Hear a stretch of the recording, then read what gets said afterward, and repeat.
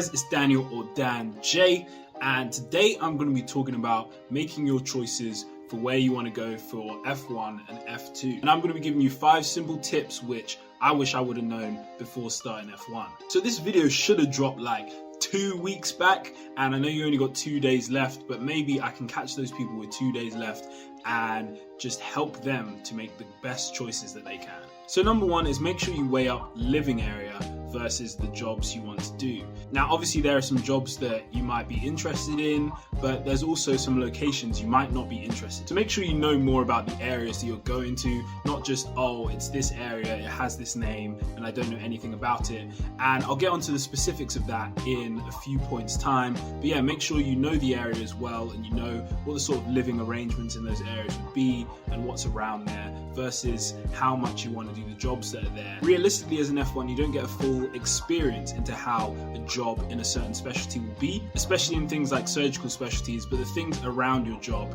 are always as important as the job. And then number 2 is job timing. So there's certain jobs which I would say you should do at certain times and certain jobs which you should try to avoid at certain times. For example, in the winter times, it would be better for you to do a surgical job than a medical job. And in terms of medical jobs not to do in the winter, I'd say respiratory is quite an obvious one to not do in the winter because a lot of respiratory infections and things and all the conditions are worse in the winter time. Also, when it comes to F2, if you are a person who wants to do GP in your F2 year as opposed to psychiatry at any point, then doing GP during the winter time is probably the best time to pick, because then that means you don't work Christmas Day, you don't work New Year's Day, and you don't work all the bank holidays incorporated into that time.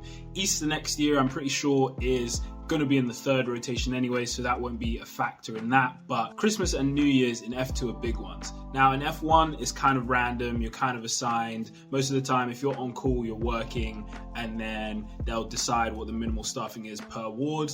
But in F2, make sure you get that GP rotation. Another one to think about is doing acute jobs in the summertime, especially if you're in areas where there's a lot of tourists. So let's say you're in a place like Cornwall or just any seaside area. In the summer, you're going to be swamped more with people coming and touring in that area. So obviously doing ED in summertime over, let's say, the winter time where less people would be visiting and touristing, basically. Number 3 is extracurricular. So like I was saying about the location, you need to think about what you're going to do outside work. So as a uni student, it's really easy to do basically anything in most locations. Sorry, Exeter students in Truro. But when you get into the real world, a lot of things are in a lot of different places. For example, I used to play basketball loads when I was in uni. Now in Bath, there's not even a good outdoor basketball court to find.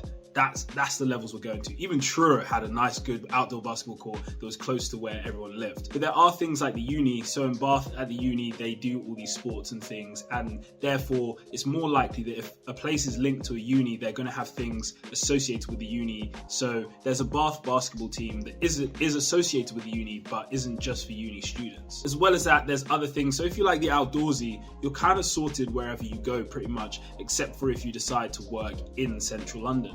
But most parts of London and most places everywhere else have a lot of outdoorsy stuff, and it's easy to get to. Whereas if you want to do things more niche, most places have a gym. Gyms are very universal now. We're not living in 2001. It's all good. But other things, just other sports clubs, just look into those sports clubs when you decide which place you're going to put as your jobs and how easy it is to get to those places. And if you're a person who travels a lot, let's say you got friends over in one spot and friends over in another spot, so you're going to be taking the train loads. Think about that.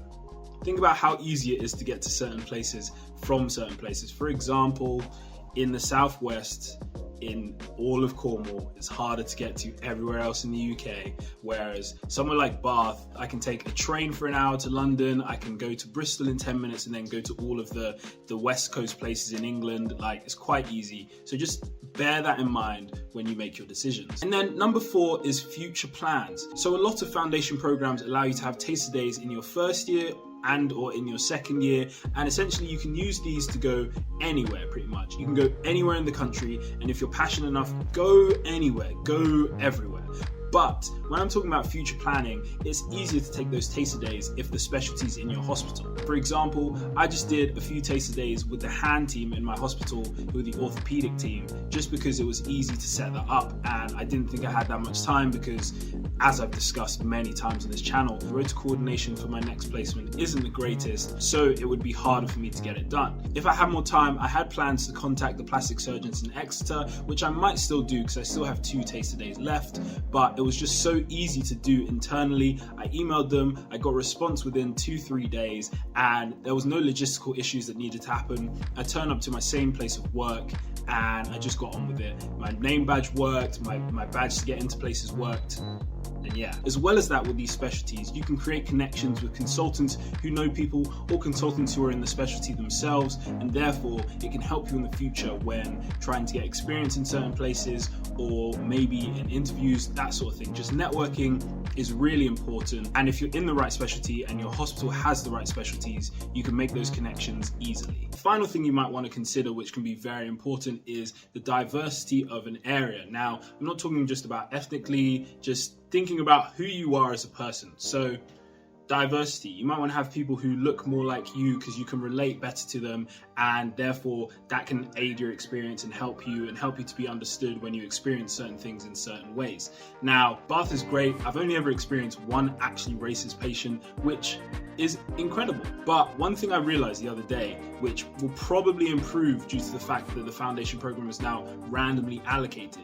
In F1 and F2, I am the only black person in all of Bath, which is nuts, and I'm not the only black person in all of Bath, full stop. So I met some really cool people, but yes, it would have been better if there were more people there, and obviously it will happen with the randomization of things. Obviously more black people or more ethnic people are likely to have come from London, just because it's a highly populated city with a lot of diversity. So in the previous years, more people are likely to go back to those places, but now it's more random, so it'll be more generalized and the diversity will be more generalized. But thinking about other things, thinking about religious diversity, think about where would be good for you to go to churches or to go to mosques, temples, that sort of thing. Just consider that, put it in mind when you pick a place, because some places just won't have these things just because of how they are and how it's historically been in those areas, or who sort of lives there as well.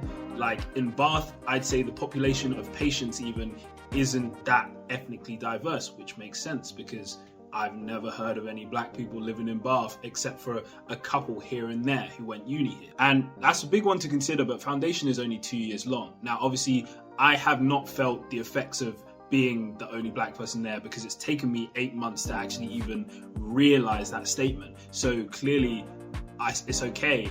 And also I meet other people who are like me outside of being F1s and F2s, because if all your friends are doctors, you might just end up hating your life. But those are 5 points which I'd say are really important when considering your jobs. I know there's only 2-3 days left, so please share this video with all your friends, share this with people who you think it would be helpful to, and obviously this will probably be useful for years to come. But there you go, those are my 5 top tips. Thank you for watching this video. If you did enjoy it, please leave a thumbs up. If you're new around here, hit subscribe down below. And yeah, let me know what you want to see in the comment section. Let me know if these tips helped you, and leave any more tips you might have for other people down below. And as ever, it's been a pleasure, and I'll talk to you in the next video.